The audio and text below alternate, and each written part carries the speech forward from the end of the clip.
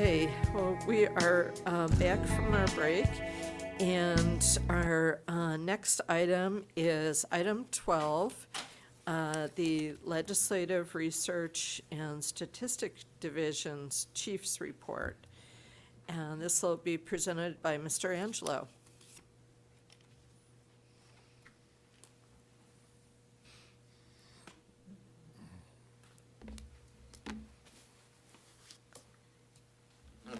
Thank you. Good afternoon, everyone. Chair Lieber, honorable members. Again, I'm Ted Angelo, Chief of the Legislative Research and Statistics Division. Today, I'm going to provide a brief summary of the bills that we're following that could impact the BOE's tax programs or administration.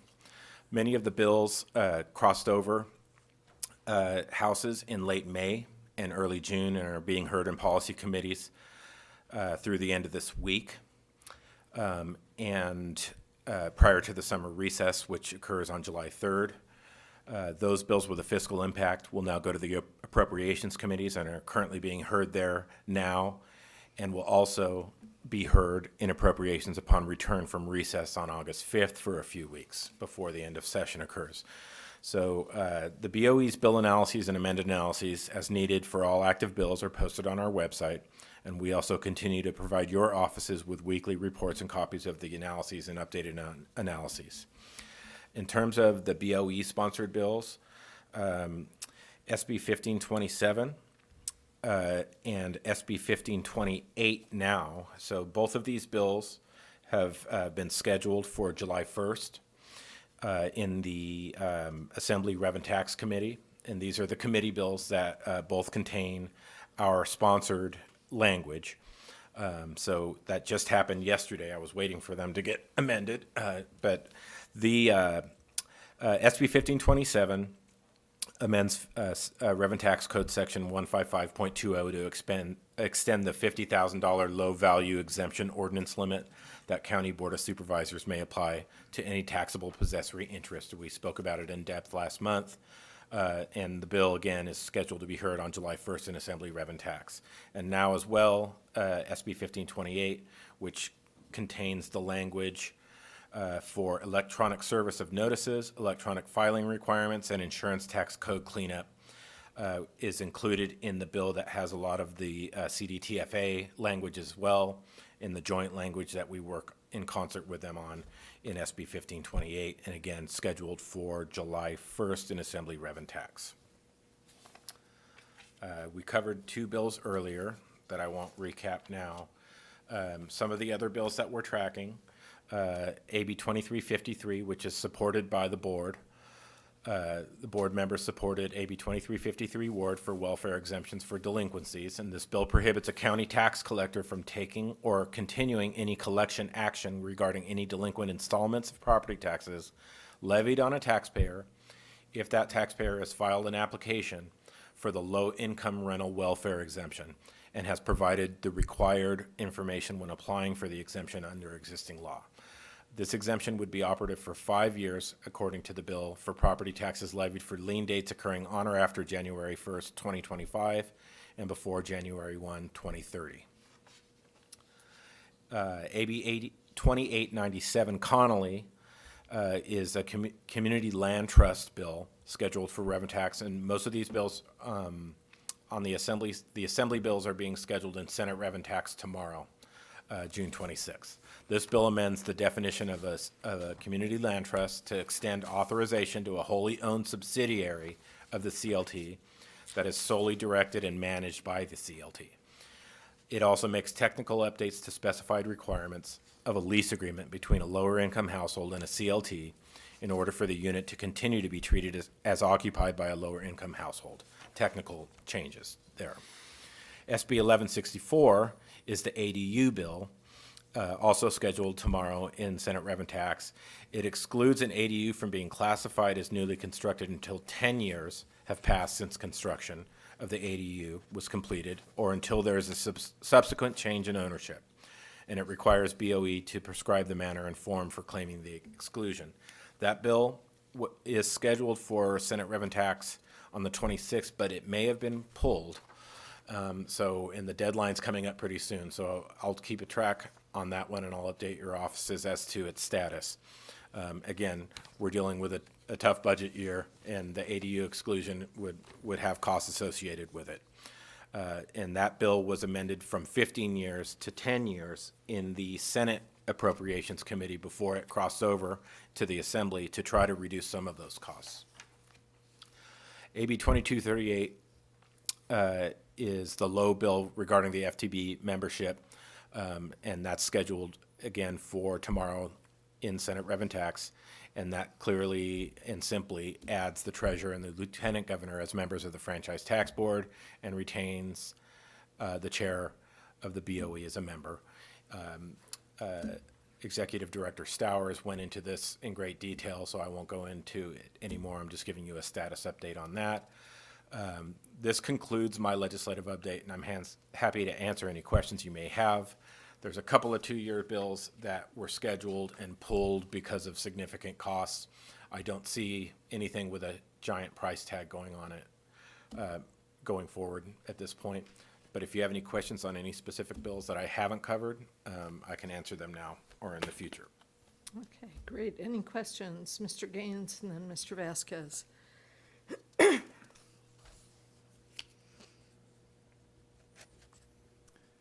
Just wanted to follow up in terms of Senator Allen's bill that had to do with some additional duties for the Board of Equalization. And I believe that bill went into suspense. Is this could you be a little more specific on the duties? It had to do with oversight. Oh, okay. Yeah. Yeah, that's a two-year bill. I'm sorry, the bill failed passage, so it would have to be reintroduced. Okay, have we heard as to whether that's coming back, and maybe? Yeah, you could it's help my me? understanding that the senator is going to Vasquez. bring it back. And that's SB 1436, Yes. correct? Yes. It was the one that, would give us some authority, I guess, with this board that we were going to create under FTBE that would include the chair of the BoE on oversight of really CDTFA and OTA is what they were looking at. And since it couldn't roll into a two-year bill because this is the end of it, you're right, he mentioned it's going to just be reintroduced. We didn't see the financial impact, that they were proposing, but apparently somebody came up with a figure that obviously scared the governor, and that's why it's like you said, it just died. So hopefully it should be coming back next year. Yeah, okay. That's great, because I just, I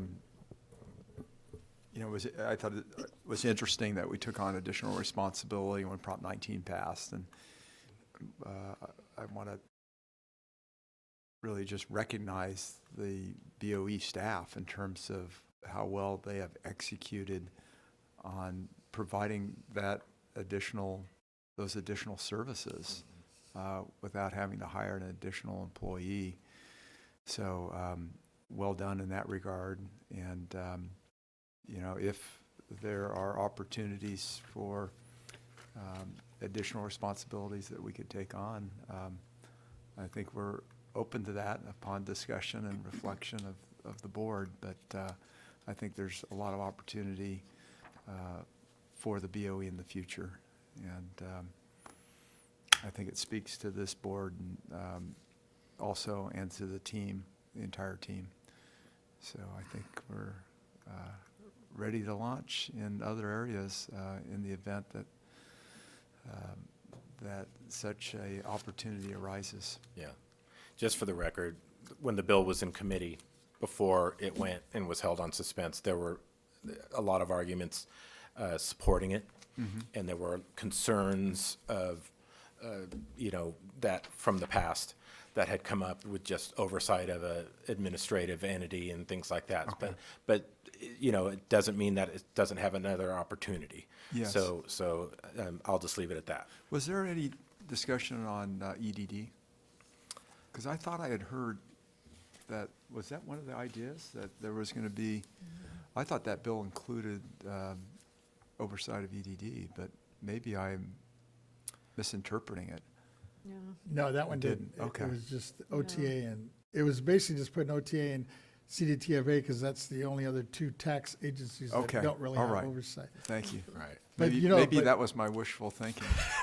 But you know, along your lines, and I think Mr. Angelo kind of touched on it, there was several members in the two different committees hearings that I went to, they were very supportive.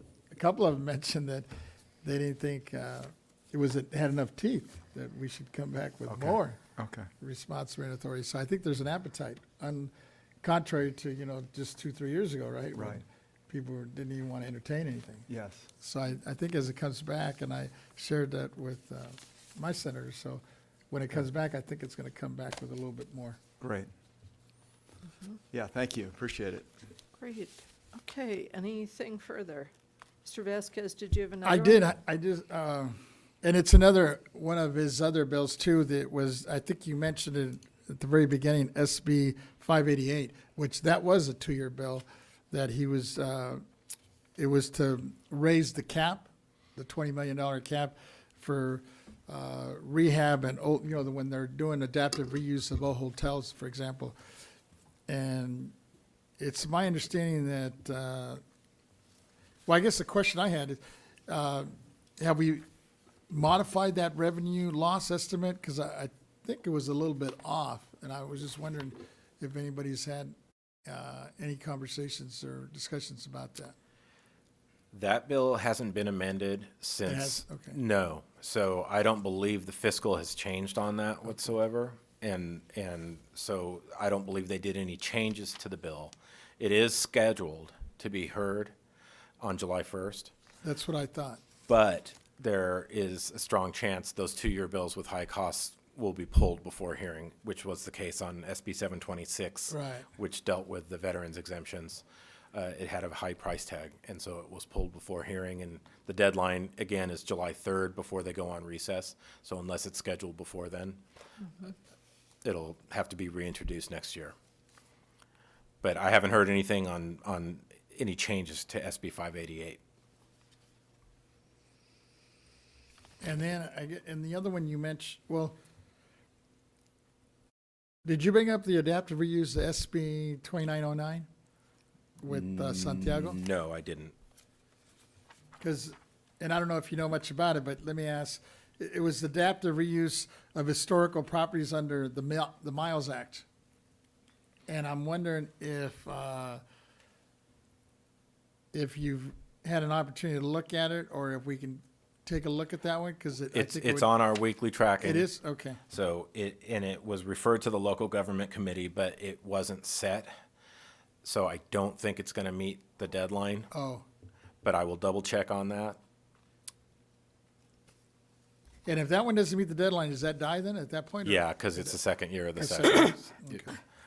But again, it could be scheduled prior to July 3rd. Be July 3rd. And when this is according to my update from last Friday. So if something happened yesterday or today, I was just checking our sponsored bill, so I didn't.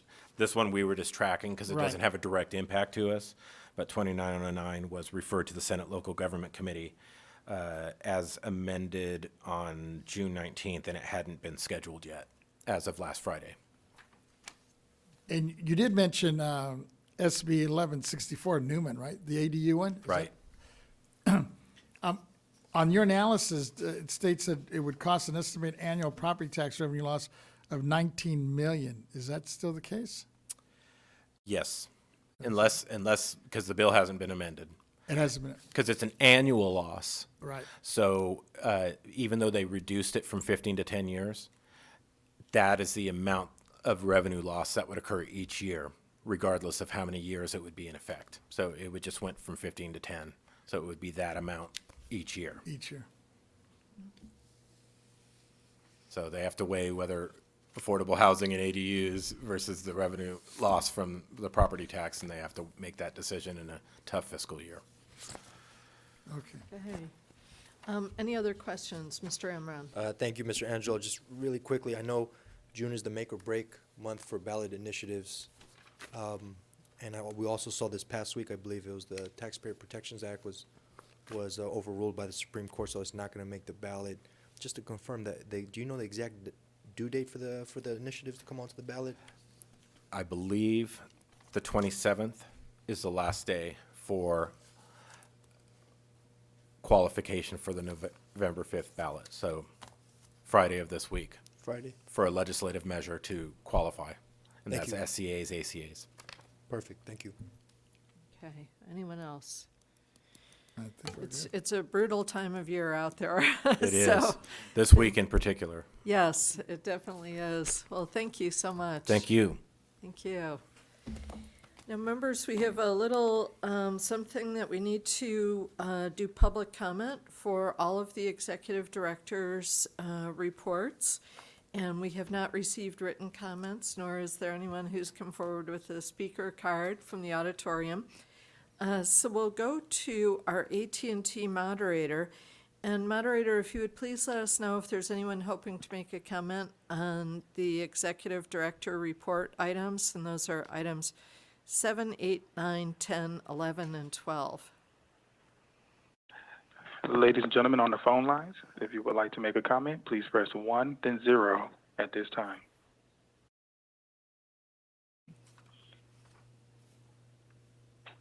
And there is no one queuing up for comment at this time. Thank you. So we'll go on now to our closed session item. This is items 13 through 41, pending litigation. The Bagley-Keene rules state that we need to reach out to the public for public comment prior to going into the closed session. And first, we'll have the clerk, Ms. Cicchetti, read into the record the title of the closed session litigation items being discussed. Thank you. This is Catherine Taylor, Chief of Board Proceedings. Sorry about that, Not a Ms. problem. Taylor. The litigation cases are as follows. 13, La Paloma Generating Company, LLC versus California State Board of Equalization. 14, AT&T Mobility, LLC versus County of Riverside. 15, Sprint Communications Company, LP versus County of Santa Clara. 16, T-Mobile West LLC versus County of Santa Clara. 17, Sprint Telephony PCS LP versus County of Riverside. 18, T-Mobile West LLC versus County of Riverside. 19, AT&T Mobility LLC versus County of Santa Clara. 20, Pacific Bell Telephone Company versus County of Riverside. 21, Pacific Bell Telephone Company versus County of Merced. 22, Pacific Bell Telephone Company versus County of Placer. 23, Pacific Bell Telephone versus County of Ventura. 24, Pacific Bell Telephone Company versus County of Napa. 25, Pacific Bell Telephone Company versus County of Marin. 26, Frontier California versus County of Riverside. 27, Frontier California versus County of Santa Clara. 28, Frontier California versus County of Orange. 29, Frontier California versus County of San Bernardino. 30, Frontier California versus County of Santa Barbara. 31, Sunasis LLC, now known as Crown Castle Fiber LLC versus County of Riverside. 32, SFPP LP versus County of Riverside. 33, SFPP LP versus County of Imperial. 34, SFPP LP versus County of Placer. 35, SFPP LP versus County of Contra Costa. 36, SFPP LP versus County of San Diego. 37, SFPP LP versus County of Solano. 38, CenturyLink Communications LLC versus County of Santa Clara. 39, Crown Castle NG West LLC versus County of San Diego. 40, T-Mobile West LLC versus County of Shasta. 41, CenturyLink Communications LLC versus County of Tehama. I have a question. What is SFPP? SFPP is a railroad group, I believe. I believe it's a railroad group. Railroad Group. It's the name of the company. I don't see the Board of Equalization as a party here. I guess they're under et al. This will be conducted in the closed session. You can, Pardon me? Oh, we'll hear about that in the closed session. Thank you. So that concludes the entire list, I think. And, so we are going to, take, public comment on all of these closed session items. We do not have any written comments nor speaker cards in the auditorium. So we'll go out to our AT&T moderator, and moderator, would you please let us know if there's anyone on the line who would like to make a public comment regarding the closed session items on our agenda? Okay, ladies and gentlemen on the phone lines, if you would like to make a comment, please press 1, then 0.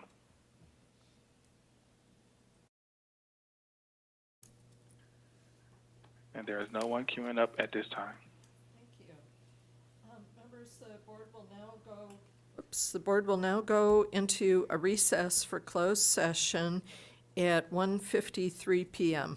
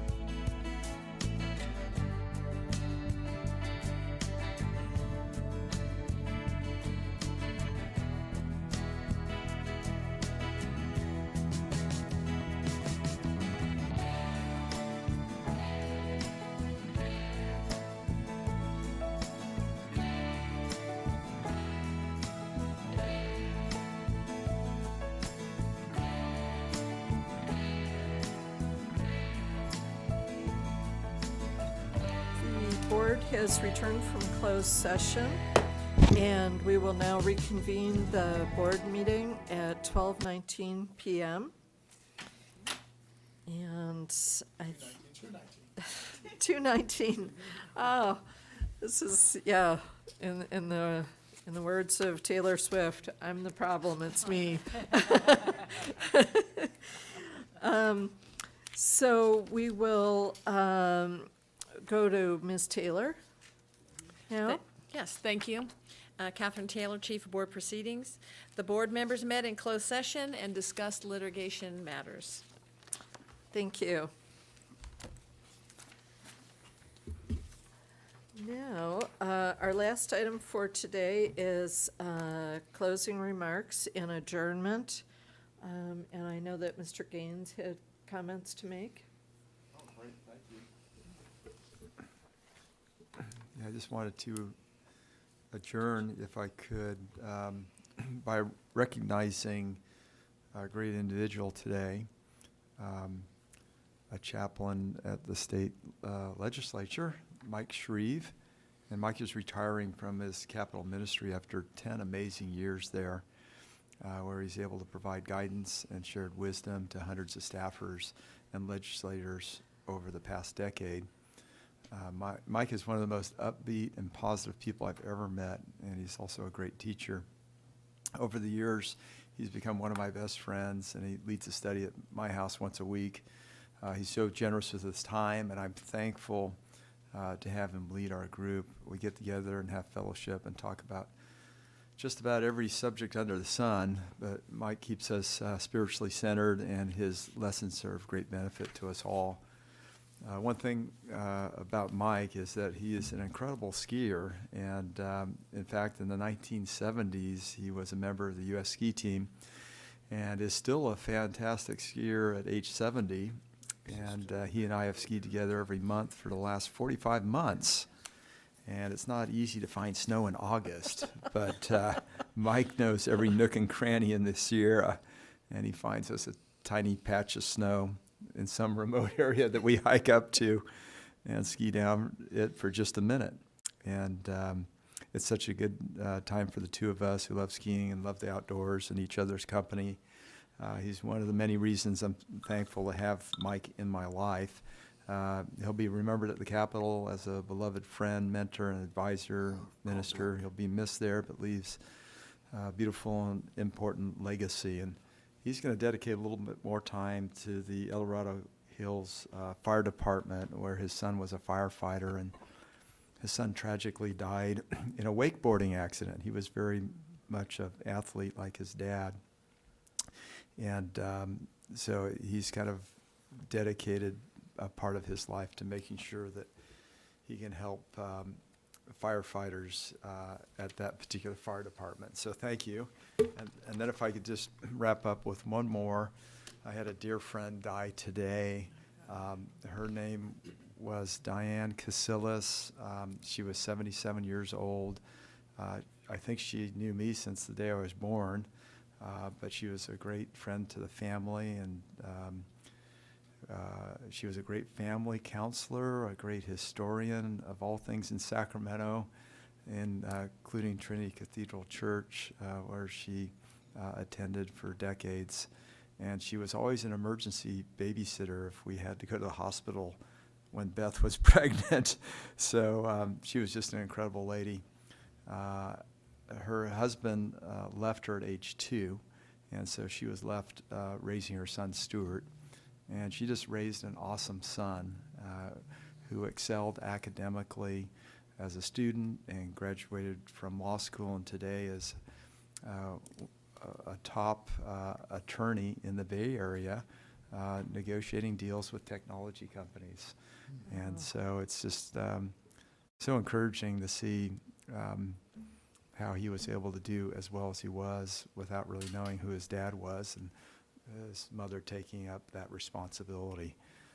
But she was like an aunt to all of us. She'll be greatly missed, and we have her memory that we can live with and all the great stories that we shared with her. So thank you. Thank you, Mr. Gaines, and if you can definitely convey the board's condolences to Ms. Casillas' son and family. Thank you. Mr. Vasquez. Thank you, Madam Chair. Yes, I'd like to adjourn also the meeting in memory of two individuals who passed in June.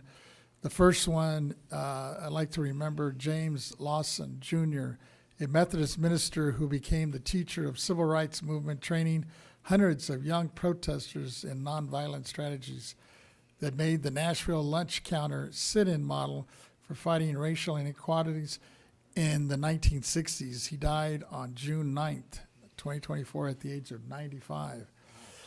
I had the opportunity to meet him back in the 80s. He came to the LA area in the 70s and was just such a role model for nonviolent peace movements. He studied actually under Gandhi's philosophy in India before joining the struggles in the South. He led seminars throughout the region and became a troubleshooter for the Southern Christian Leadership Conference.